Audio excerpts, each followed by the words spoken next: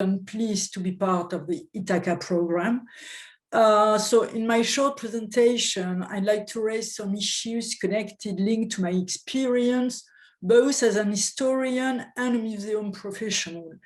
It's going to be very general remarks and sometimes quite close to Peter Gattrell remarks. So to begin with, I would like to make a short introduction to Museum of Migration.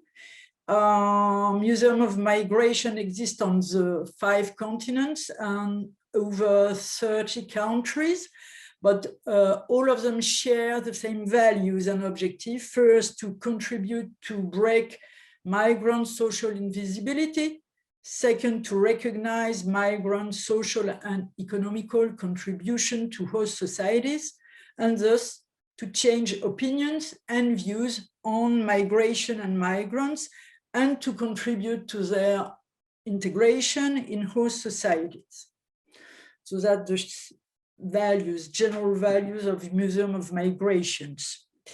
My second series of remarks will be about collecting narratives in the Museum of Migration, because one of the methods used for building migrants recognition in the museum is to collect narratives and objects connected to their experience and to turn them into national heritage.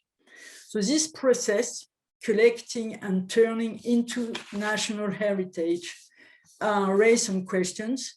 How are the narratives collected? Who accepts to talk and who remains silent? And which narrative is favored by the museum? So I will take the example of the French Museum of Immigration. First, it's a national museum, which means that its collections are part of the national heritage, which is a very high symbolic way of recognition of the place of migrants in French society. So migrants' objects, narratives, archives are collected in and preserved in what is called the society collection. But what I have to mention is that to build this collection, this special collection, the museum has never launched a large-scale call for donation or narratives. Usually, donators contact the museum through their personal network or through the website or just when visiting the museum. And this methodology has led to a very specific groups of donators who donate to the French Museum, rather migrant descendants than migrants themselves, rather European migrants than migrants from the ex-colonial empire or from Africa or Asia countries, rather elite or highly skilled professional migrants than unskilled workers. Which is, after all, not surprising, because somehow people who accept to talk to the museum, people who accept to see their own experience become part of the national heritage, need to be at peace with the whole society past. And when they accept to talk, which narrative do migrants deliver to the museum? I consider that narrative is always a construction. Migrants choose what they want, how they want to be portrayed and listened to. And if they are descendants of migrants, their narratives is shaped by family memories and silences, but also by the self-portrait they want to exhibit in the museum. But many other migrants remain silent. First, those who suffer from social invisibility, they feel excluded from the museum as they feel excluded from the society. And sometimes they may feel ashamed of their social condition. or they consider that nobody really wants to listen to them, so they remain silent. Second, for those who are undocumented or deprived of a regular status, public appearance in a museum is far too risky, even when with all the protections required, because you can stay anonymous in a museum. You have to be seen, you have to be heard, so you can protect anonymity. Third, some migration memories, especially those linked with trauma, war, violence, are just too painful to be said in the museum, but actually to any other institution. And fourth point, some migrants remain silent because they are not at peace with the host society past, and they don't want to be part of the national heritage. Just an example, I mean, it's hard to imagine that an ex-fighter of the Algerian independence war would just knock at the door of the museum and to give a testimony on a few objects. Is just unbelievable.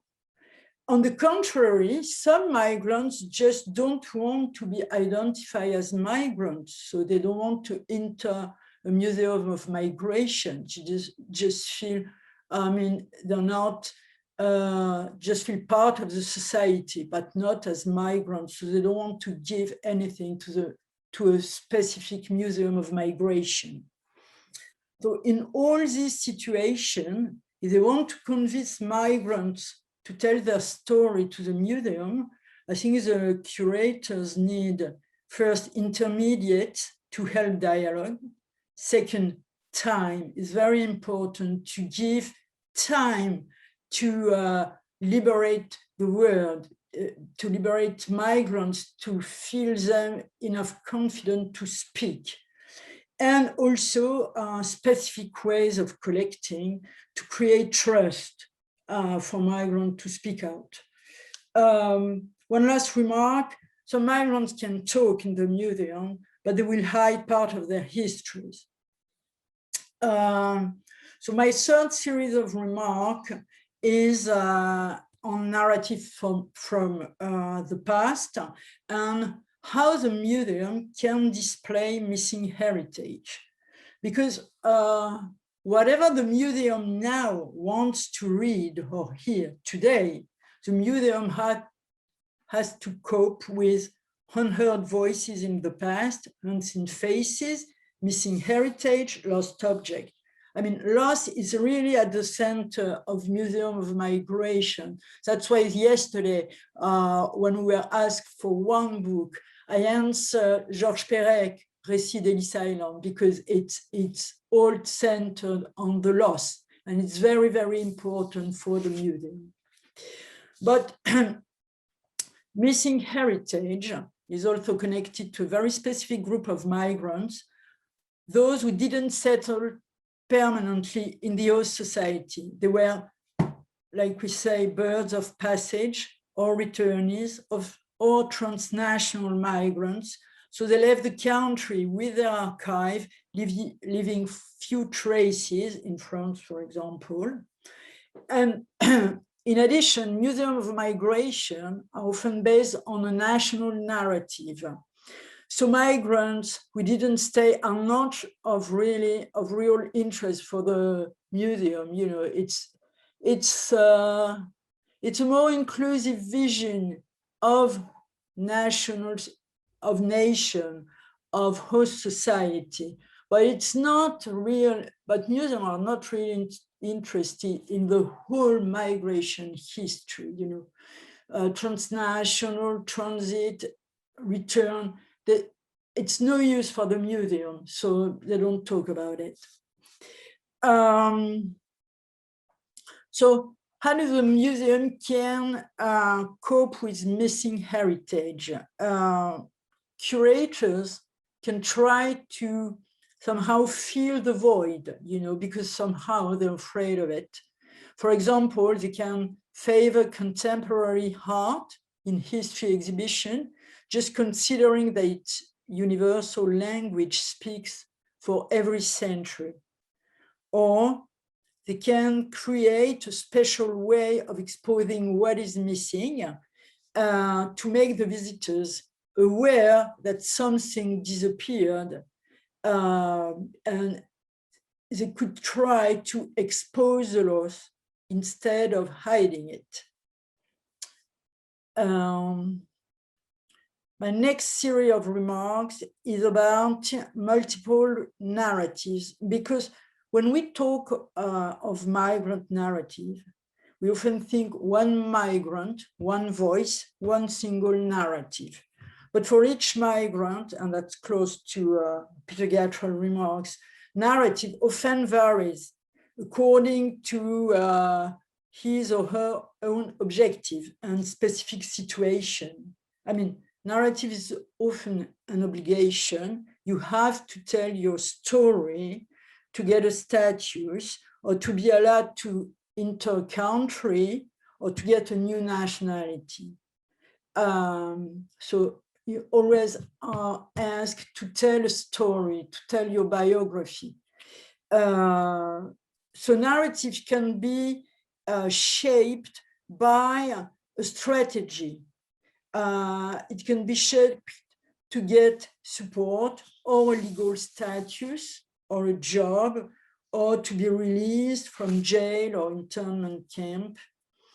Don't forget that sometimes narratives can be bought or written by intermediate who knows the rules of your society, and if the rule changes, narrative changes. So the interest of narrative is not only what the migrant actually says, the facts, but how narratives changes according to each specific situation, what the migrant puts forward or hides to reach his or her goals, according to what is expected from him or her, according to the interlocutor. I give you just one example. In France during the 1930s, putting forward that you were Jewish refugees was not really a good idea if you were talking or writing to the state officials because of the anti-Semitic context. But if you were writing to a charity agency, you could and you should have to put forward that you were Jewish and you were threatened. So it all depends. Your narrative just adapt itself to the different context. My second remark on the multiple voices of each migrant is that narratives, past and present, should not be reduced to the migration experience. I mean, it may seem obvious, but migrants' lives are not only built by migration. They are also shaped by social, local, professional, gender, family issues. So institutional archives of migration are not enough to search for migrants' narratives or to write migrants' history. I mean, private archives are very, very important because they talks about every aspect of migrants' lives. And my last series of remarks.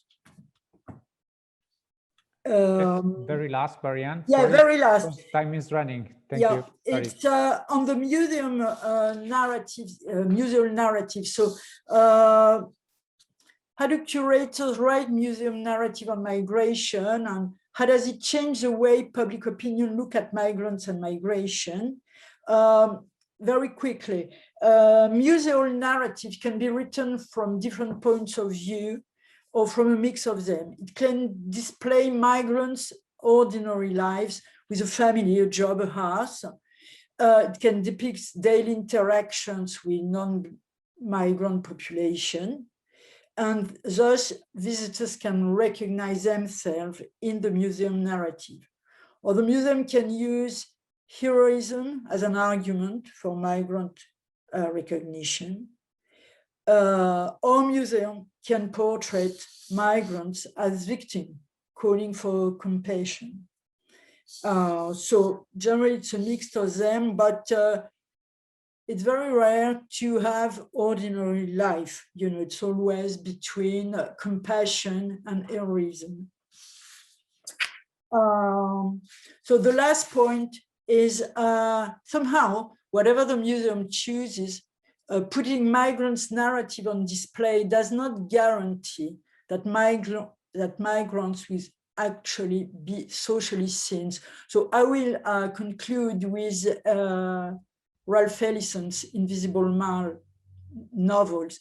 And the narrator explains, I'm an invisible man. I'm invisible on the stand simply because people refuse to see me. So you can have exhibition or museum of migration, but it's just a first step. You know, that's it.